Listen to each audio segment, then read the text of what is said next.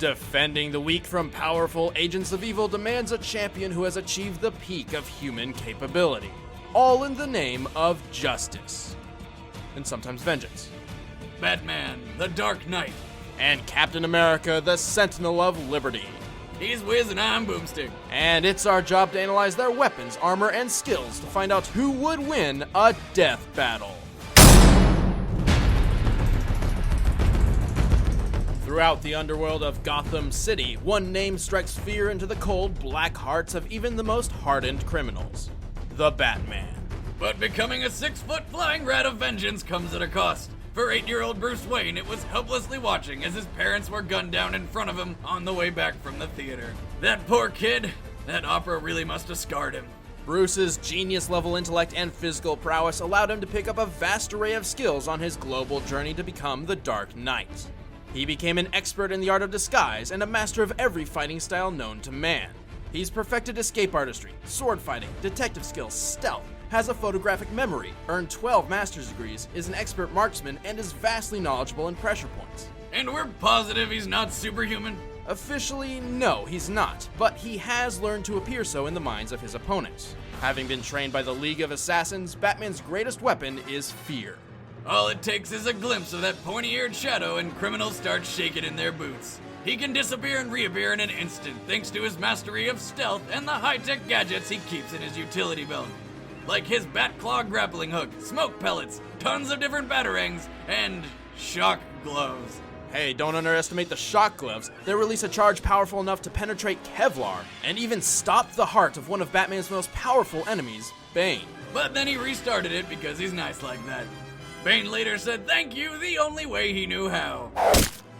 I'm surprised Batty didn't pull something out of the utility belt to stop that one, considering it seems to contain anything Batman could ever need, even shark repellent.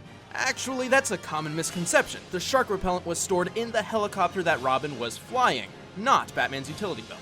Oh yeah, because that makes it so much less ridiculous. Batman also carries explosive gel. A cluster of this substance can be sprayed onto nearly any surface and remotely detonated.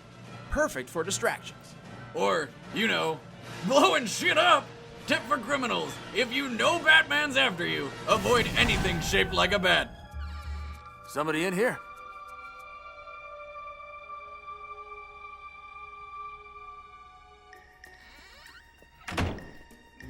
Something wrong? Nope. Bruce chose the guise of a bat to project his own fear of the flying mammal onto his enemies. However, that's not the Batsuit's only purpose. Thanks to some military-grade armor he stole from his own company with Morgan Freeman's permission, the Batsuit is almost completely bulletproof, knife-proof, electricity-proof, punch-proof, dog-proof, and theft-proof. Inside Batman's cowl is an array of high-tech gear commonly used for listening to police scanners and communicating with allies. But in combat, Batman finds more use in its night, infrared, and ultraviolet vision. Also, its built-in triangulation imaging system, which hacks into the world's cell phones and creates a digital 3D map. You mean he can see everything I do just because I have a phone? More or less. Ask him where I left my keys. Aside from mass invasion of privacy, Batman's resume includes such accomplishments as dodging Darkseid's virtually unavoidable Omega beams, withstanding the vacuum of space for 24 seconds, and breaking free from a coffin buried 6 feet underground in a straitjacket after being deprived of sleep for days, all while having a cocktail of unknown drugs in his system, along with the Joker's latest venom toxin. What the fuck? Are we positive that we're positive he's not superhuman? Well, given his line of work, I wouldn't be surprised if he stumbled into a room filled with gamma rays or something like that, but underneath the Batsuit, he is affected by knives and bullets the same as any other mortal man. Even though he usually comes out victorious, his self-confidence occasionally puts him in life-threatening situations he can't escape without help. Like Bane's thank you spine durability test. But the Cape Crusader has consistently found a way to survive even the most life-threatening situations. And Bats has no problem continuously going toe-to-toe with evil in the name of justice. Vengeance. From this moment on, none of you are safe.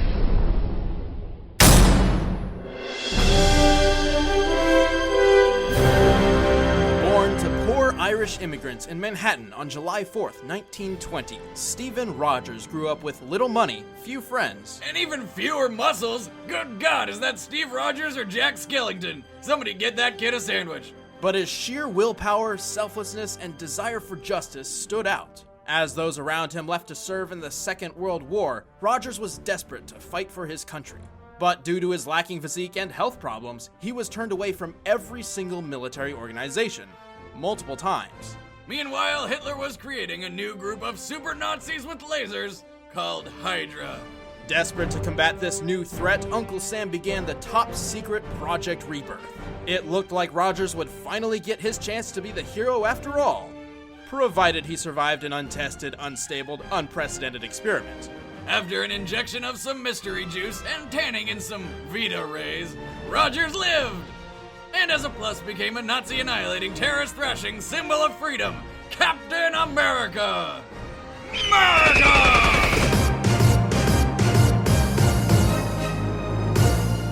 The Super Soldier Serum pushed Steve's body to the absolute limit of human physical and mental potential. A homeless guy sold me a super serum once. I woke up in Tanny's a week later without my wallet. With his new body, Rogers can bench press 1,100 pounds and run a mile in 73 seconds. By comparison, the bench press world record without the aid of a bench shirt is Eric Spoto's 722 pounds, and the fastest mile run belongs to Hisham Garouche of Morocco at 3 minutes 43 seconds. That makes Rogers nearly twice as strong and over 3 times as fast as the most physically fit human beings in the world. He can even dodge gunfire at point-blank range by, in his own words, seeing faster. Which is the absolute stupidest way of saying that his brain can process images faster than a normal human. Putting his new abilities to good use, he's adept in every single form of hand-to-hand combat known to man. That's right, I bet you didn't know that Captain America was a ninja. Jiu-jitsu? Kung Fu? Krav Maga? All of the above. Despite his incredible physical potential, the military initially decided Super Steve was best suited as the US Army poster boy. That suit looks like it was ripped from a patriotic circus. It was. Really? Well, at least he upgraded to suits not made from circus later on. No, they were too. What kind of circus would make a costume with Kevlar Nomex and lightweight titanium that's resistant to fire, water, and electric shocks? Some call it World War II. Oh, I get it. But the most iconic aspect of Cap's attire is his famed shield. Composed of proto-adamantium and a mysterious metal from space called vibranium. This one-of-a-kind shield was presented to him personally by none other than the 32nd President of the United States, Franklin Delano Roosevelt. And like a badass, Cap doesn't just use his shield for defending himself. He hurls that motherfucker at just about anything that moves. The combination of the two metals allows the shield to absorb and reflect practically all kinetic energy and thus ricochet off multiple targets with only minor loss in velocity. Captain America utilizes this in combination with his super soldier mind to predict and calculate the shield's trajectory so that it always ends up back in hand no matter how many targets it has struck. Cap's shield can reflect anything from bullets to lasers, decapitate vampires, and stop a blow from Thor's hammer. And if you recall, Mjolnir doesn't fuck around. This giant frisbee of freedom is so cool, even Superman wants one.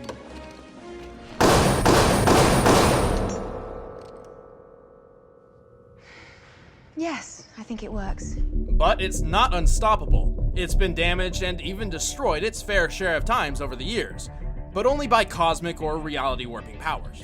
Luckily, Mr. America doesn't rely only on his shield.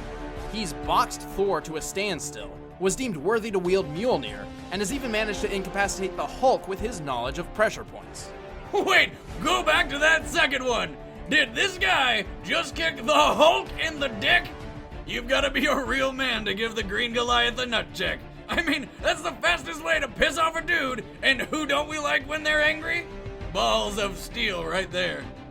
Great big, eagle-shaped freedom balls of steel. And to top everything off, not many superheroes can claim to have defeated the fearsome foursome of crack, weed, ice, and misfix, the literal personifications of actual street drugs. So you're telling me he's preaching an anti-drug message, knowing that drugs are the entire reason he became awesome?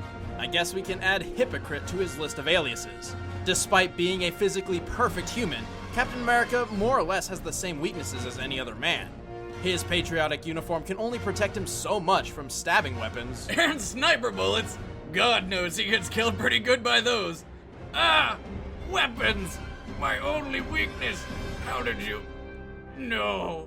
Even in the face of death, Captain America always stands for what the United States needs. And sometimes that's serving Hitler an American-sized knuckle sandwich. Who are you supposed to be? Captain America. All right, the combatants are set. Let's end this debate once and for all. It's time for a death battle!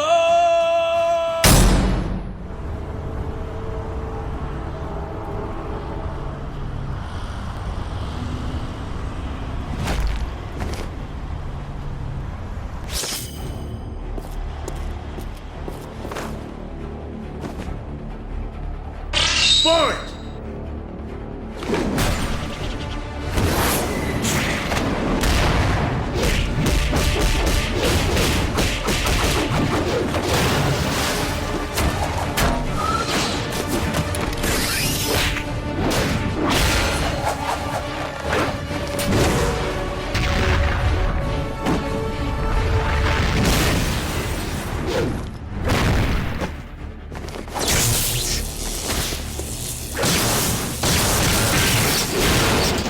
Let's finish this!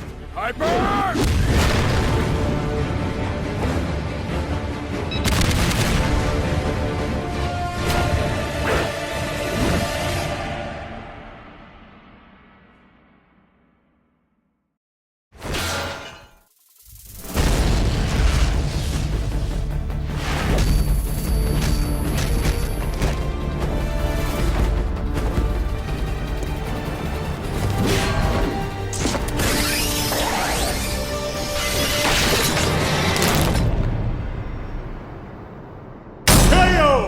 I pledge allegiance to the Cap, hanging miserably from the light post.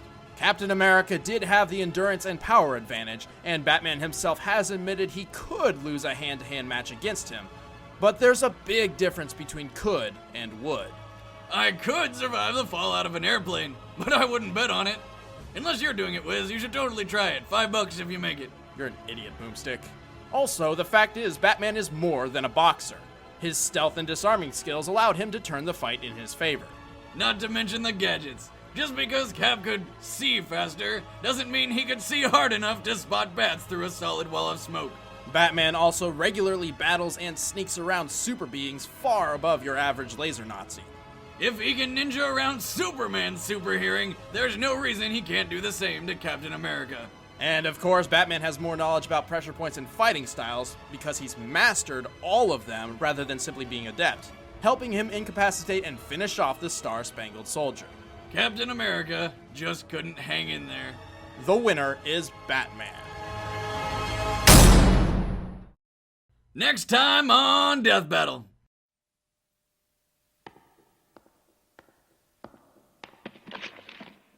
I have a guide here that will show you how to live from now on.